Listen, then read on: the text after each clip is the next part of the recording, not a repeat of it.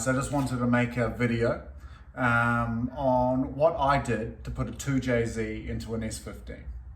Boom. Okay, first things first, getting the 2JZ into the S15. That was actually quite simple. It was one of the easiest mods that I've done, to be honest.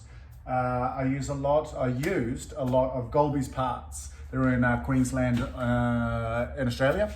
And I used their engine mounts. The engine mounts specify for S13, S14 chassis, but they work perfectly fine on S15 as well.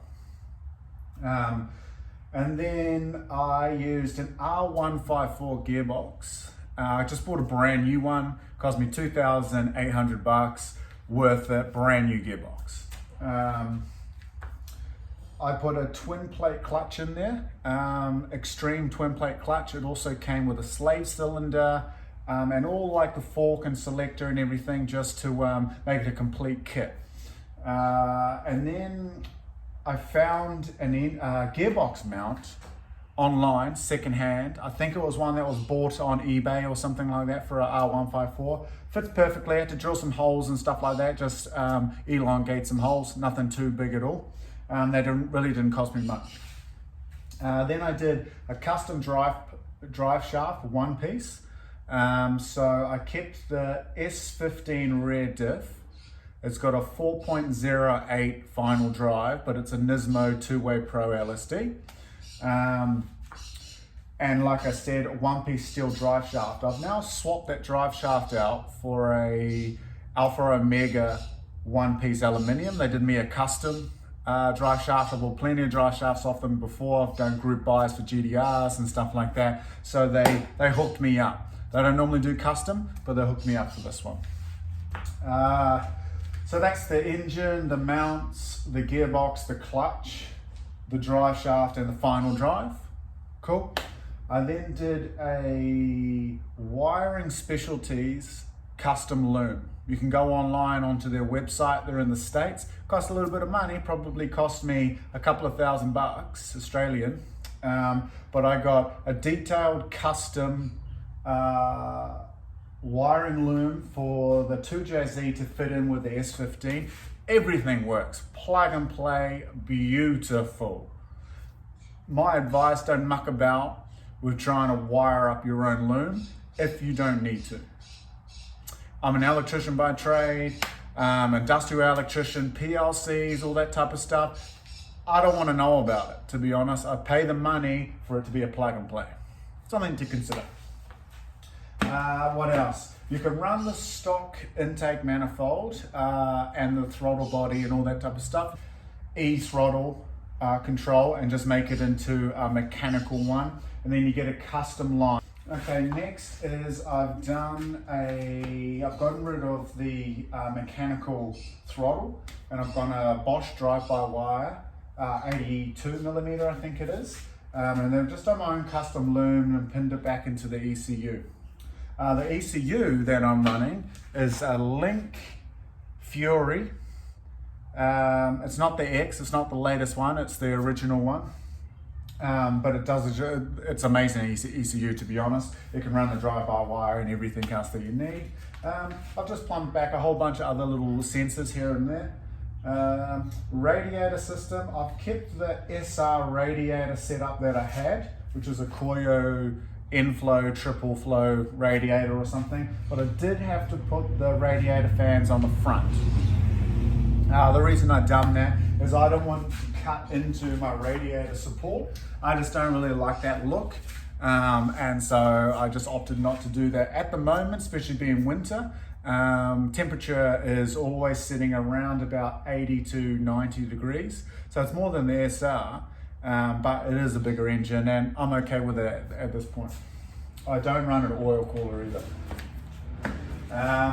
Next up was, I just went for a single turbo conversion, obviously. That's a Precision 6266. Custom intake piping, I've done it all myself, and I did a custom 3.5-inch exhaust system straight out to the back. Yes, you do have to cross it over after the gearbox to go back onto the same side that it originally is on. The fuel lines, I did a custom fuel lines. I just went braided hoses all the way through. Yes, you do have to run your fuel lines on the other side and then cross back over. I crossed over on top of the rear subframe. You may be able to cross over around the back of the engine here and then hop on the normal side. It's up to you on how you do it, but that's not a biggie. So custom lines, custom wiring loom, custom exhaust, obviously custom piping on the front. Yeah, everything else is pretty much plug and play though, so pretty happy with that. This is obviously the engine bay. It's not perfect, but it's pretty good. So you can see obviously the drive-by-wire over here. I've done the Hypertune intake manifold, Bosch 1650cc injectors. Around the back there I've got fuel pressure regulator, Precision 62, 66, 3.5 inch exhaust all the way through with all your flex joins and all that type of stuff. 50mm Pro gate around the back. I've also got a Golby's exhaust manifold. So far she's doing great, and it's actually really well made. I've done the intake air filter in the front guard there, and I've also got the blow-off valve and everything down underneath in that front guard. PWR front mount intercooler. It's pretty much the engine bay side of things. The engine I got from JDM Garage. Those dudes are awesome there. It was a beautiful engine. I got it back here and then I just stripped it down. I left the head on. I just replaced the head studs one for one. And then I put brand new oil pumps and water pumps and all that type of stuff on. It's got the stock cams at the moment. Produces 535 horsepower at 18 PSI, and that was in the summer. Now it's winter with colder intake temps, it's probably around 550. I really haven't pushed it. I just wanted to iron out any issues. But I do have cams and ATI balancer and all that type of stuff to go on when I want to go back to the dyno. This vacuum line needs to come off the brake booster, and that just goes all the way down. I've got a little connection in there. There's a valve in here. I've left this. This is all stock SR. And then I've just run a custom soft line all the way around to the bottom of the intake manifold around the back. Works perfectly. Okay, I've got a couple other things. We have a GK Tech front sway bar. With the front sump, 2 JZs, which you have to run in this. The sump would normally hit the stock sway bar. So GK Tech, amazing people that they are, they have a super affordable, it's like just under $300 sway bar that's sort of shaped like this, and it goes around the sump, sits in the middle, that goes around the sump, it's perfect, boom, it's all adjustable, easy peasy. So that's another problem solved. Then you got the power steering as well. Power steering is not that complicated. I've got the VVTi engine with the VVTi power steering pump. It's got like a pressure controlling like valve on there. I've left that on. You would normally electrically control it. I haven't connected it. Left that on. It's just done a custom line to my steering rack. Super easy. I've got a mobile guy to come out. And look, I think it was like $120 or something like that. It wasn't expensive. And then I've done a Golby's parts. They've got like a billet sort of connection that you can put on, and then that goes to your reservoir. That's pretty good. And what else have we got? Any questions or anything, just you just give us, type us a message or something like that. I can answer anything you like. Basically, I had a 300 kilowatt SR20 in here, and everything was going great, but you know, we always want a bit more power, and I was pushing the limits on that setup, where I had a 2JZ, and I'm not even touching the limits on this thing.